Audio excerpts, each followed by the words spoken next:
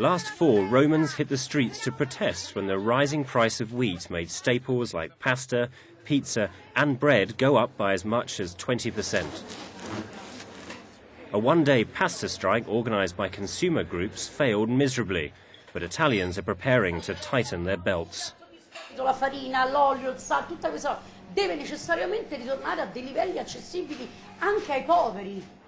If you think the cost of food makes living la dolce vita tough for Italians, then imagine how it affects these displaced people in Darfur, people struggling from the effects of war in Afghanistan, or these hurricane survivors in Bangladesh. We can give up desserts, we can give up meat once or twice a week. For people making less than $1 a day, there's nowhere to retreat. And so what we are seeing is in places where people were not desperate before, more people hungry, more people cutting out vital parts of their diet, including some going to one meal a day. And so in those cases, we really feel we need a strategy to work with those governments and communities to help people meet this increased need. Josette Sheeran is the executive director for the UN's World Food Programme, the world's largest humanitarian aid organisation and the UN's frontline emergency relief agency. Each year, it feeds around 70 million people.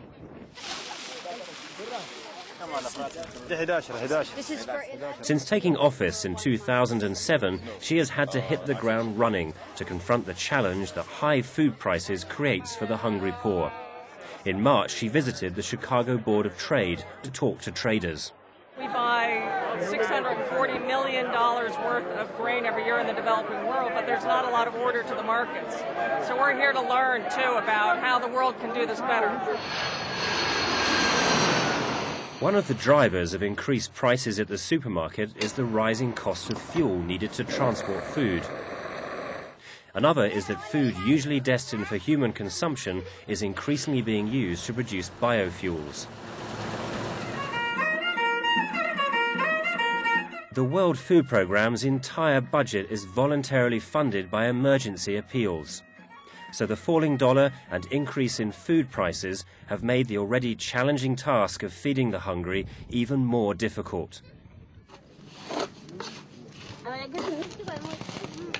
Especially since the number of hungry people in the world is increasing, sometimes in places where food aid hasn't previously been necessary. The soaring food prices affect us in two ways. One is our own budget to reach the 73 million people we're scheduled to reach this year is being hit badly by the high food prices. So since June, our cost of procuring food, which we do in over 70 developing nations, has gone up an average of 40%. That means we can put less food in the cup or in the ration unless we get additional help.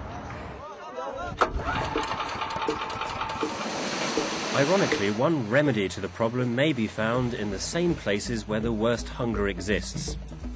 In Uganda, small independent farmers have difficulties gaining access to the market, especially if the community's infrastructure is underdeveloped. Would you like to show us to... WFP has been seeking out small collectives and associations of farmers to purchase food aid locally. This allows them to buy at a lower price, reduces transport costs, and in turn engages small farmers and develops the local economy as a whole. For WFP, the ability to buy food aid locally may not be the silver bullet it needs to stem the rising costs of food. But a little goes a long way if it can help more people help themselves.